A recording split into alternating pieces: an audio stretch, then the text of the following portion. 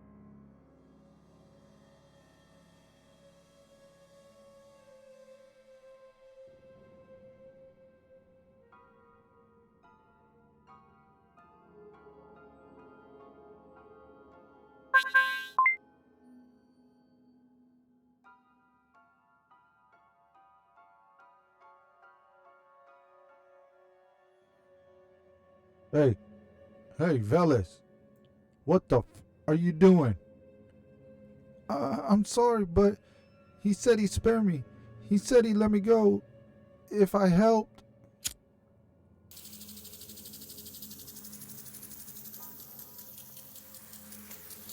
Oh, jeez. What the hell is going on?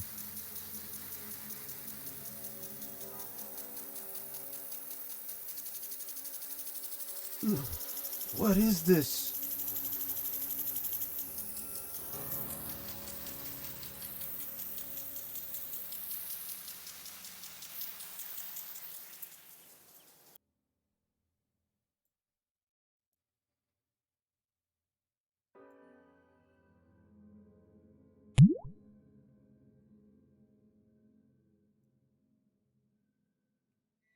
Run along now, Santiago Veles, before I have a mind for a little more carnage.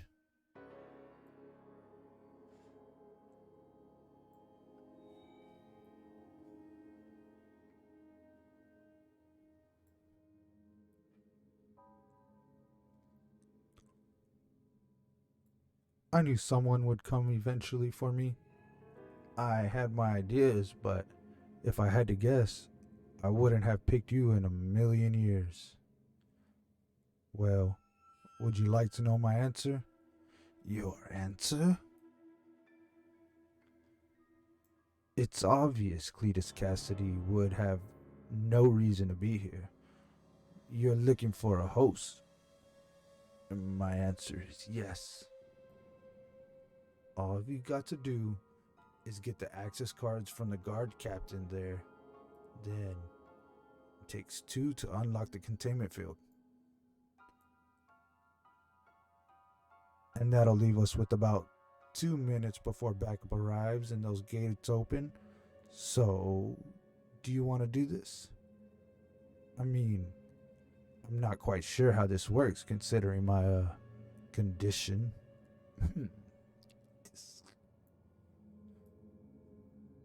You see, Morris, you're a smart man and it takes confidence. Fearless. Do you know that is a good thing to have? No fear? It is a pity you almost had everything right. Hey, what the? I know it should be easy for you to escape your water after all, universal conduit and all that, but that's exactly what I'm reaching into, Morris. Do you even understand the true extent of your power? Why would I take you for a host when it's only your powers I desire?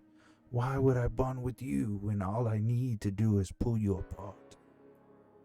You see, Hydro Man, I was with Cletus for so very long.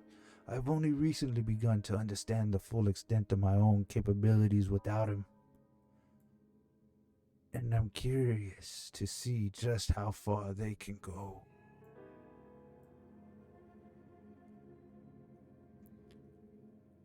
So, before the end, would you like to glimpse in one more time the very meaning of carnage?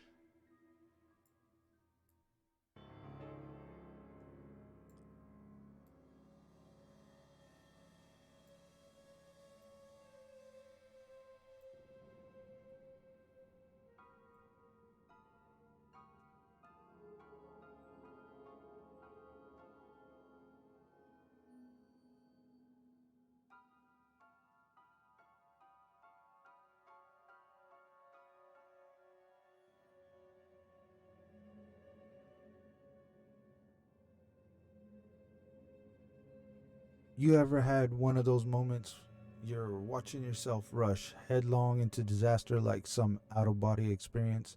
You know this ends poorly. Ruin lies past the edge, and yet you can't stop. Muscles and limbs move by memory, brain on auto, lungs inhaling fumes, heart pumping caustic into veins.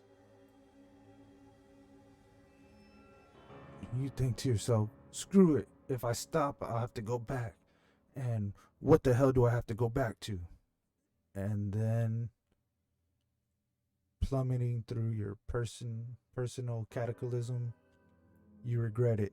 You watch yourself descend into ruin, knowing deep down that even if you make it through to the end, the only thing you have to show for it is all the carnage left behind.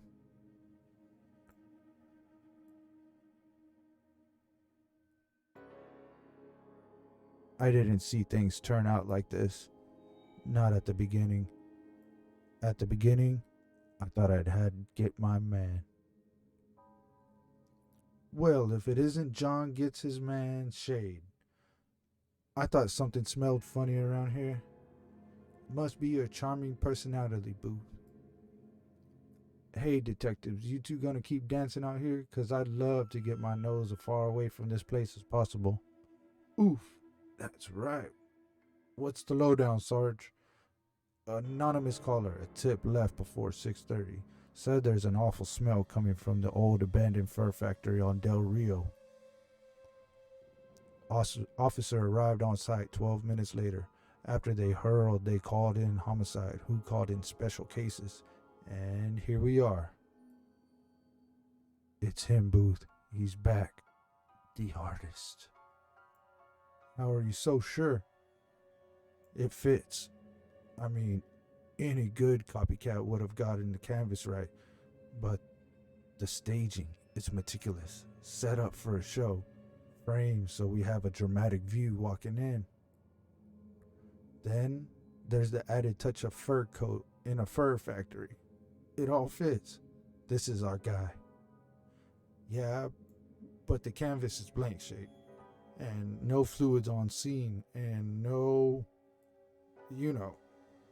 That's a deviation from his MO, isn't it? Because he's not done.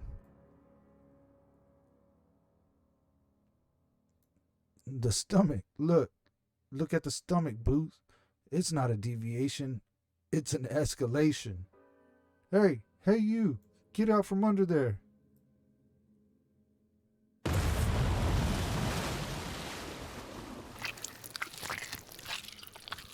Jeez.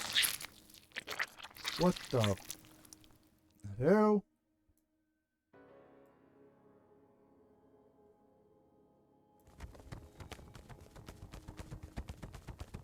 Oh dear God. What in the hell would drive a man to do this?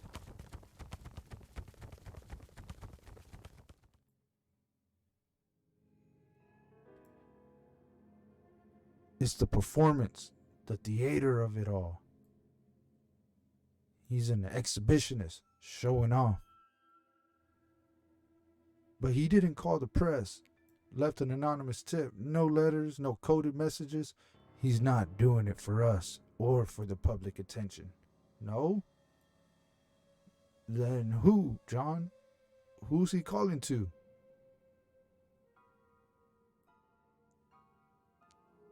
Did you know, Mr.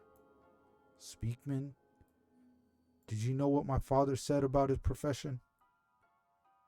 For over 40 years, the man was a mortician, a very good one. He spent his days making the dead more beautiful than they had ever been in life. He worked for the city too, so he got all the worst cases. Prison, prison beatings, murders, horrible accidents, and victim abandonment, all alone. When I was just a boy, he'd take me to work with him. I'd catch the whole day. Cleaning, stitching, sewing up bullet holes, and patching up ripped faces. And I'd ask him, Daddy, why do you spend so much time making the dead look so beautiful? Why would they care? They're dead. Now, you think he'd say he was doing it for the families or because he felt some sense of duty towards the dead, but no. You know what he said to me? He said to me, Kenny, my dear boy, all things must be beautiful in the kingdom of God. He died of leprosy when he was 63. You ever seen what leprosy does to a person, Mr. Speakman? His God chose to end him that way. And yet, I am driven by his belief, Mr. Speakman. All things must be beautiful in the kingdom of God. You see, in life, you are unremarkable, man. Ordinary, perhaps even ugly. But I have let out your blood now, and in death, Mr. Speakman, in glorious and transformative death, I will make you beautiful. But I don't do this for your God or my father's. What do they know about beauty? I've been calling to him, you see. Ever since I saw the dragons in the sky, I knew they were gods, and I saw the mark of my God upon his head. On the days, at the right times, I have taken life in his name, scrawled in his spiral blood. Do you hear me? I've asked. Do you see me, my God?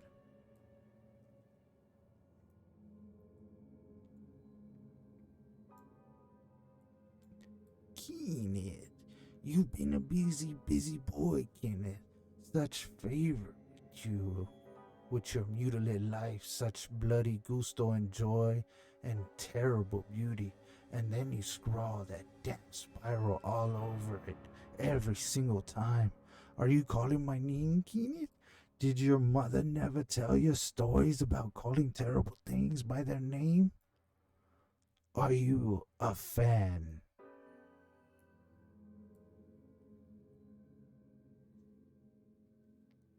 Boo! What's the deal? Why am I down here at this hour?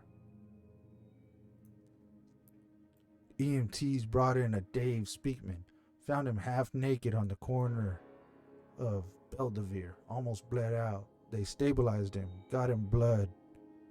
He's still in a bad way. Some of the stuff he was saying, EMTs think he escaped a killer, an attack of some kind. Said his attacker was going to make him beautiful in death. Figured you want to be here when he wakes up. I don't remember much.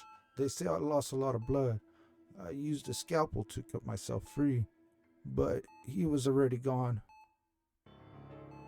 Is there anything you can think of, he said. Anything he wore or did that might help? He was talking about his father. He said he died of leprosy. That's pretty rare, right? That's good. Very useful, Mr. Speakman. What else did he say?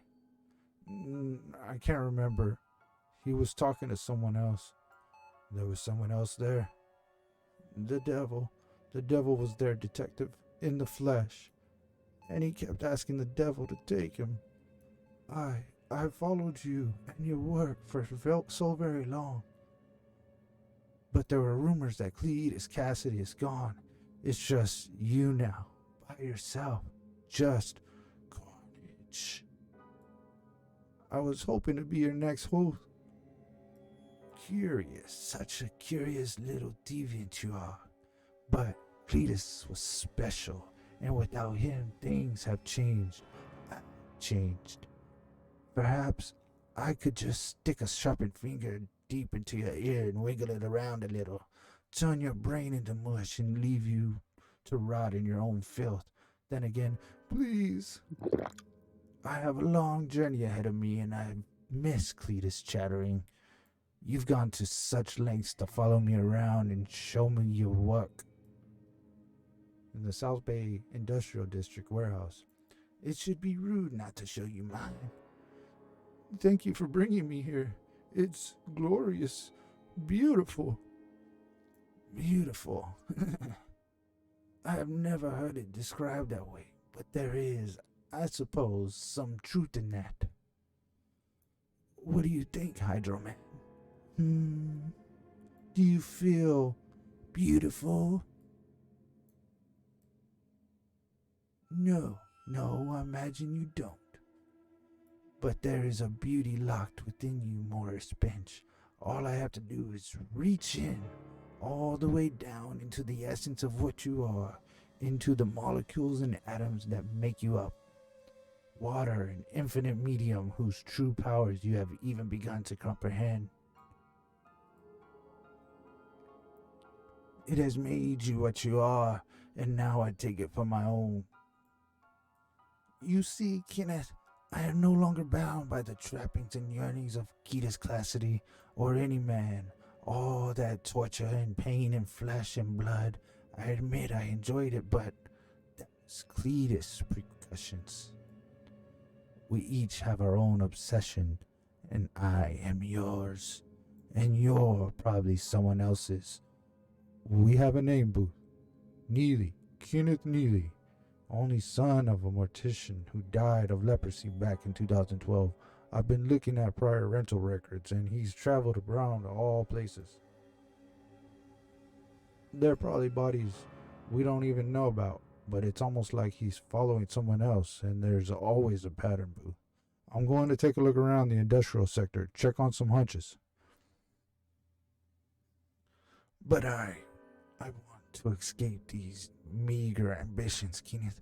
I'm going to find my own meanings, my own beauty, and this is just the first step.